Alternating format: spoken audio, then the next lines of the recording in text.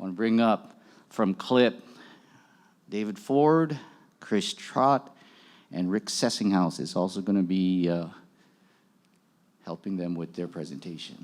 Thanks, guys. Thank you.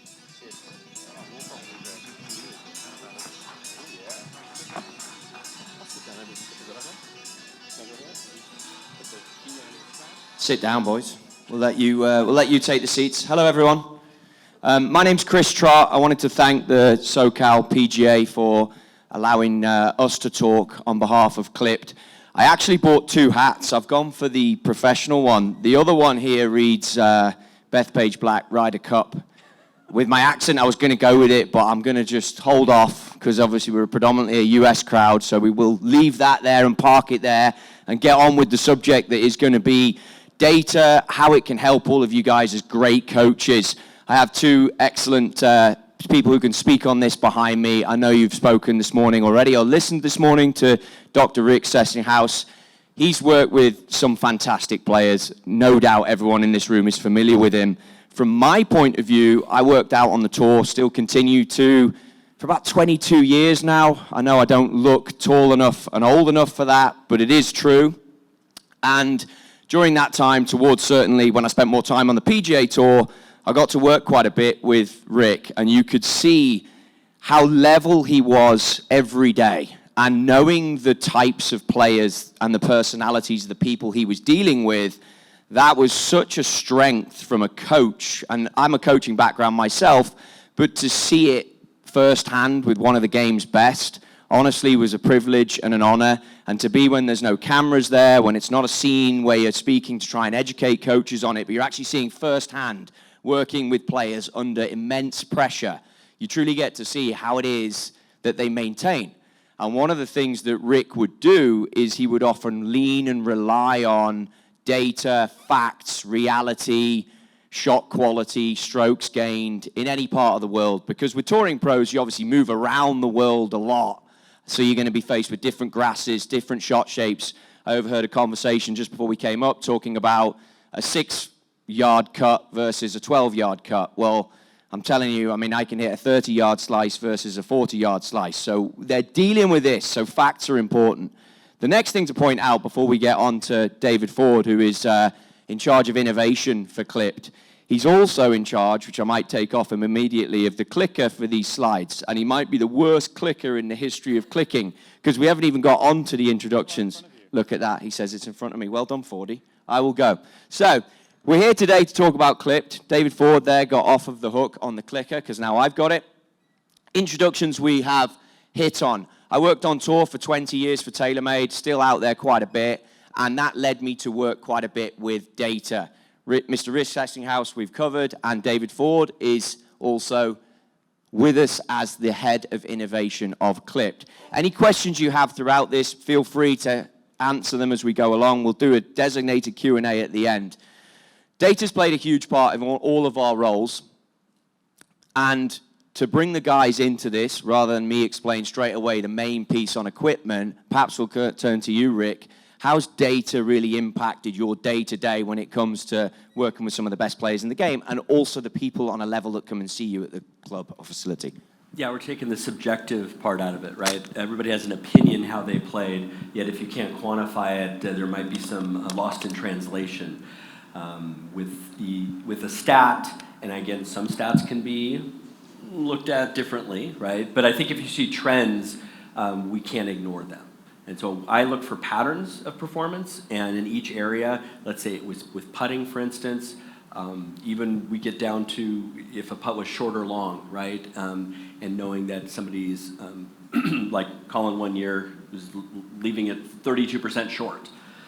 Okay, but that was predominantly more than other players, right? So that's important information as a coach. Now ask those questions of our players. But it's back to quantifiable, making it more objective. People have opinions. Sometimes the opinions are not true. And I think from an equipment point of view, I recall the time we were working on the Colin putters, and we were out in Vegas for a long time. He's laughing about it now. I think it took me 8 hours on a putter, remember? And this putter had a different CG location, and I didn't know that piece of information, as naive as I should have been, because the insert was firmer, and the idea was that you got more speed out of the putter with the CG location being further forward. Knowing now that 32% of putts were short, that makes sense why I was still there 8 hours later trying to get that putter into play. So that's good information. We communicated well there, Rick. I think another example before we let Fordy touch on this, we've all lived through blades versus mallet putters. Dealing with Dustin Johnson, who won a major with a Scotty Cameron mallet-style shape putter, great putters. Loved that shape, as many of us in this room do. He eventually, over time, went for a mallet putter in the Spider that he went on and won the Masters with, and that was based on heavily on data, looking at putts, speed, pace, distance putting, ball speed off the putter, the grooves in the face, that everything kept returning to data on the equipment side. Fordy, with yourself and the journey you've had through Clipped, where have you seen data really impact the holistic look of golfers? Yeah, and I think, we talk about data, there's statistics out there as well. There's so many numbers with all the different technologies everybody is using day to day. And our sort of challenge with Clipped was actually, we don't want to just present you with statistics and numbers, we want to give you insights that are going to help you to act on those different parts of the jigsaw, whether it's the mental game, whether it's the equipment side of things. And some of the things we've been able to highlight and validate just through shot quality, as we'll touch on a little bit later, just reduce the amount of time it takes to solve these problems. It gets you down the right pathways. So an example of something I've seen for my own game, a number of years ago when I was actually, you'll be surprised by this, Trotty, I was actually playing quite good golf at that point in time, hitting a lot of greens, but just not scoring well at all. And immediately you start looking at the putting, you look at your putting statistics. Most people would go and just change that putter, go and have putting lessons. And at the time we just integrated NeuroPeak into the platform. And I was really interested by this, and having worn a sort of a health wearable Whoop, was immediately able to see when we combined the data from GPS that I was using to record every shot and the heart rate data, I saw immediately that my heart rate was going through the roof when I got on the green. So it wasn't a technical issue. Unsurprisingly, as you know, I'm a little bit of a head case. We're going to reframe that. We have opportunity to get a little better. Yeah, so I realized this anxiety issue, so I worked on my breathing, training my breathing with NeuroPeak. I was able to track that, get validation through the metrics, through Clipped, and see actually by using these new techniques, my performance improved massively. One of the things, has anyone in this room downloaded or tried Clipped yet? Does anyone in this room keep data on their students or athletes that they work with? Okay, a few, good. I think that as we go through this, and one of the things I've experienced with the journey of Clipped, technology's changed. How we can capture technology's changed. We all remember the iconic picture of Payne Stewart, and on the right there, having that form of a launch monitor. The thing with Clip now, when you take it from a coach's perspective, and I've done a few of these presentations for them, and I often think about people who come to see me for a fitting, I want to know how did I impact their game? And I want to know in a positive way or a negative way. Having been around some of the game's best that Mr. Mulligan's coached himself, Nelly Corder wants to know the facts. She has to know them, and that's the barometer. Then if it's negative or positive, you can move forward. And I think that it's important, when only a few of us put up our hands as coaches, that we've got to track something. We've got to have something. And I think that any questions, if you see David through the next couple of days or today or wherever it is, feel free to talk about what you use, but Clipped will give you something that, as he mentioned there, you can put in your launch monitor systems. You can put in your NeuroPeak training. You can apply anything you like to the platform. So if you're working on a unique area, you can get it into what is modern day. And Fordy, you can touch a little bit on this as to how things have changed. But as we move to 2021 and beyond, we're going to talk in a minute about shot quality. One of the players I've seen over time, and we'll pass it over to the other guys to talk about it, but again, Harrington, Think about when he first came out on tour, those that remember he played the European Tour, he had a different putter for left to right putts, putter used that he did for right to left putts.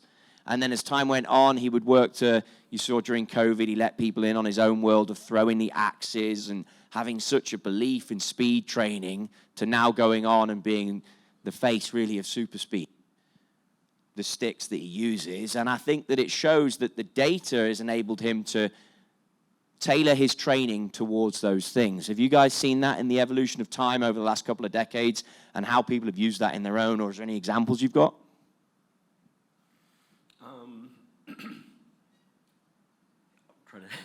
Like I blanked out there for a little bit. I think that the point that we're making is that, or I'm trying to make here, is that those that move with the technology are able to stay in the space. Now, strokes gained has become a big part of our game and our technology. I know that I'm involved at the moment in designing an outfield for an academy. Those ASU greens that you'll have seen go in play, and of course, everyone relies on strokes gained, shot nearest to proximity to the hole. We had it with Colin Morikawa, right? Long irons. We talked with a story we were just telling when he won in Japan 2 years ago. His distance and his dispersion was 3% one side, 2% the other side. But we started to bring in shot quality. Rick, have you worked with shot quality? You know, Yeah, I did. you can dive in on this piece. Right. Yes. So here's shot quality. I'll allow Rick to explain it. On a tour point of view, it's every single golf shot that is hit. Colin's disgust at me is that his last month, he wasn't 200. He was one of the best players in the world. He just won in Japan, and I think he was running a shot quality of about 116 for approach play, and in particular, I think it was 180 to 220, because that's how granular you can get with the data. He was insane, but I know you've had first-hand experience of dealing with this. And what I like about this platform is, again, you have that number for that shot. Strokes gain, I can't even tell you how to define it half the time. So I think from a player's perspective, now somebody like Colin, who's a perfectionist, he thinks it should be always a 190 or above if he hit it to what he wanted. So that's one part. I think with understanding not all 150-yard shots are the same. That was the other thing that I've learned from Clip too, right?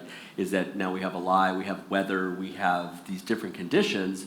That should come into the equation of the tour, of the quality of the shot also. Yeah, and I think, that's the thing. Obviously, you talked about the evolution of technology, the evolution of data. Strokes gained has become a big part of everybody's vocabulary when they're talking about tour. But there's no reason it can't get better. And we kind of felt that as soon as you start applying strokes gained away from a tour setting, you're missing a lot of the important context. So that could be the 25-mile-an-hour wind you're playing in, certainly over in the UK we would be, or the altitude you're playing at, the difficulty of the golf course, the various lies. All of that is important context, so you can really understand the individual that you're teaching on a day-to-day basis rather than this sort of generic view.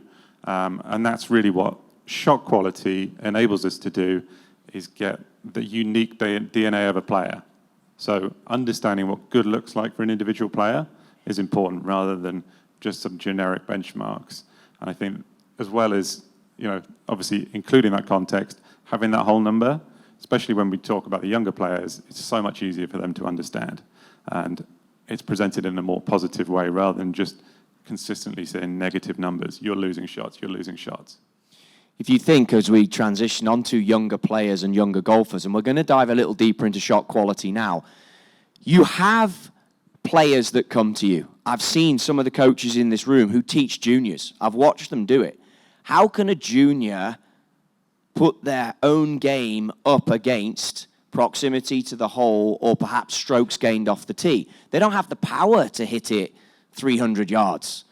Shot quality can give those juniors an area that they should be judging about. You can even use it with your golfer that's a 15 handicapper that wants to get to a 10, and that is what success looks like for them. You can go down the line of using it for NCAA players, because NCAA off the tee shot quality, based on the yardage they hit, is actually different to tour average.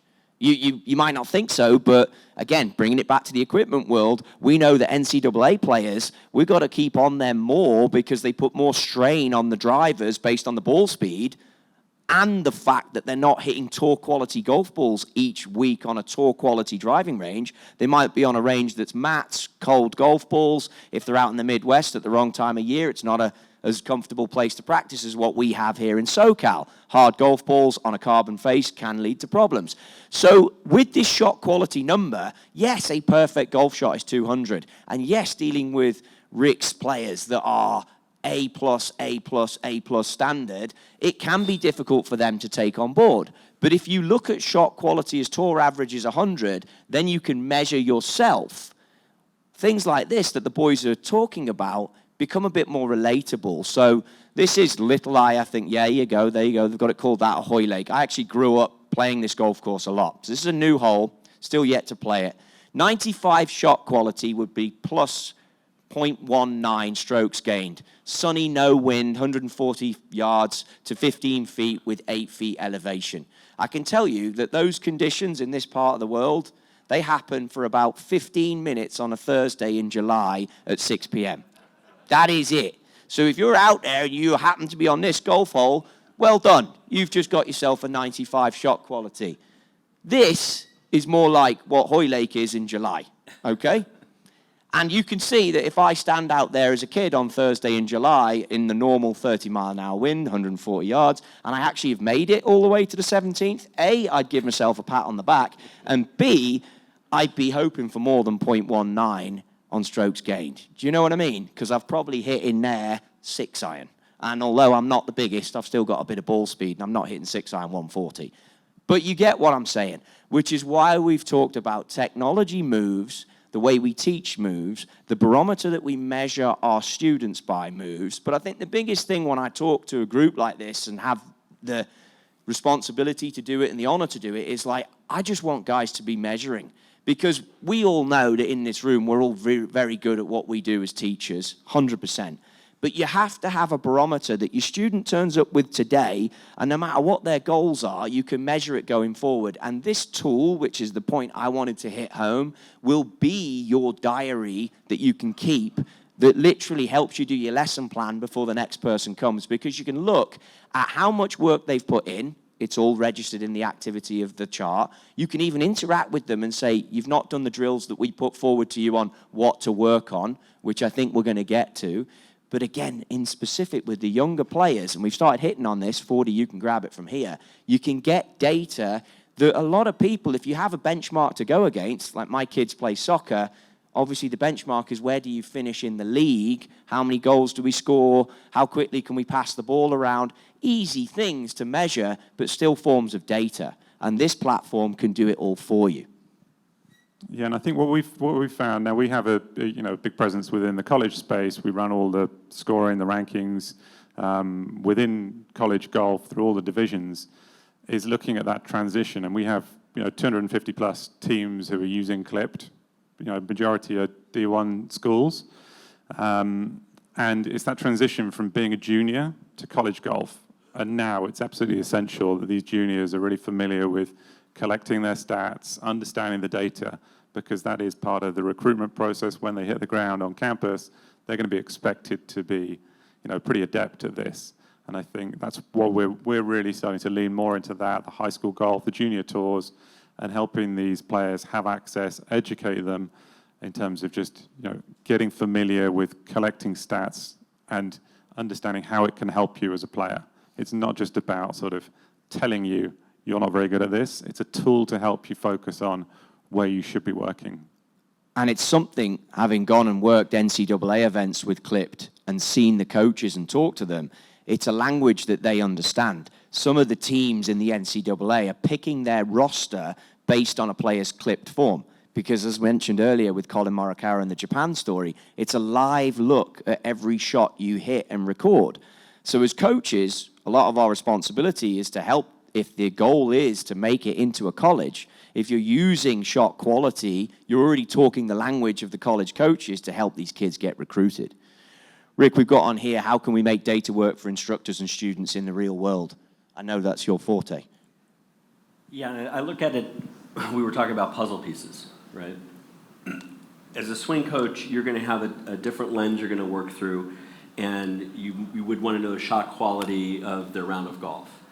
But what I've loved about Clipped is now you're bringing in maybe the foresight data, TrackMan data, you're bringing in other forms of data to see the whole picture, to be able to uncover where those patterns are coming from. And then as instructors, we still have our biases of what we think is more important, but I think in the simplicity of this, the patterns are very important. And then I know we'll probably get to it, is to bring all of the training into one platform. You doing your NeuroPeak, the breathing, and then you got your combines, and then you got your fitness, and now we're seeing, did this lead to better performance or not, is what I'm very much intrigued with. And I mean, Trotty, from your perspective, I'm going to throw one back at you now. I mean, how are you implementing it in your sort of equipment fitting? Because obviously it's not, we know you're going to use data during the fitting, but either side of that fitting, where does it fit in? So I've just gone through a couple of slides there to wrap up for you, and we're going to get to any questions right away because I know you've got a long day ahead of you. What to work on, and then shot quality. It's very easy because you have the circles and the bars that you go on, but this directly answers Fordy's question.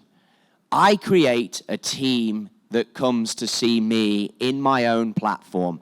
I can timestamp when they had a fitting with me. Straight away, think about the time I'm saving. If someone's coming to see me and I've got this blueprint of what they do, I have what to work on for those individuals. This individual on the example looks like it could be mine. Drive it like an axe murderer, low opportunity. Approach play needs a little bit of work. Could be me. I don't know. I don't know whose data that is. But the bottom line is, because the shot quality trend's 104, it's definitely not me on driver. I thought it was. But it points out that driving is a low opportunity because the shot quality trend is 104, but it's 18%. So you can go on there, and then you can also go forward to what to work on. I know we've talked about, or I think I heard in the background, block practice versus random practice. I know from seeing some of the faces around the room here, I've seen you teach. It's one tee shot for there, change to a 5-iron, go to a different target, random, go through your routine, trying to educate on these things. This is prompting, it's supporting what you do. So the key takeaways for me is just have a barometer. I get it, everyone's got their own choices. If you like Clipped, fantastic. It's the closest thing I've got to bring what I did on the tour to regular golfers, to amateur golfers who want information. And the hardest thing for me, and I think Rick touched on it at the start, people's perception of their game 9 out of 10 times is wrong. Even Colin Morikawa's, it's fair, is wrong at times. And we as coaches or equipment people have to use data to prove, even with Colin, you are fantastic and the data says this. And by the way, even though the system goes to 200, right now there's no one in the world better than you. And I think that the more you can use data to back up what you're saying, then it becomes less subjective from my point of view. Fordy, any wrap-ups you've got before we get into any questions? Yeah, I think just having that opportunity to validate or otherwise is absolutely crucial. And it helps to add value to any lessons you're doing. It helps to give confidence to the players. And actually what we do find a lot of the time is players have that perception, and sometimes they think they're no good at an area of the game, and seeing in the data that they are actually pretty good can breed confidence. I think having that medium to be able to validate is absolutely crucial. So however you're collecting the data, obviously I would prefer you to be using Clipped, but it's a positive sort of step in terms of delivering value to your players. Then the final piece, the last time I did one of these before we hand off, and again, questions will come out if you want them, very few people in the room took the offer that was on. And I said to Fordy, I want to explain this time round, this is a free account. So as a coach, you can have a free account, and then from there, invite your students in. And how you structure the payment for the students is on you as coaches. But to have this right here on this QR code, it's been fantastic for me working now with more people other than Tour Pros. Give it a go if you like it. But if not, thank you for listening. If there's any questions, David's around for the next day. I know Rick's obviously here. You guys all know him. But any questions, fire them up now, or we can answer them afterwards. How long does it take to enter an average round for a player? So the question there, how long does it take to enter? There are varying ways you can do this. I know there's wearable technology, there's Arcos, there's Garmin. You can sync that with the product if you want to. That's extremely quick. Personally, I use clip capture, which is manually putting the data in. You can either do it as you play each hole. I don't want to do that. Playing home course, easy. I remember every shot, every yardage. I'm that way inclined. You might have to capture it either on the scorecard if you want. That is a little bit more labor intensive. Depends how quickly you put it in. The first time I did it, it took me 15 minutes. It takes me 5-10 minutes now to put the data in. The better the data you put in, the better information you get out.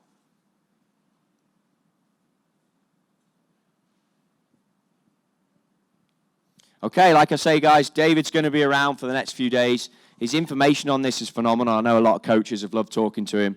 And thank you, boys, for answering the questions. Cheers.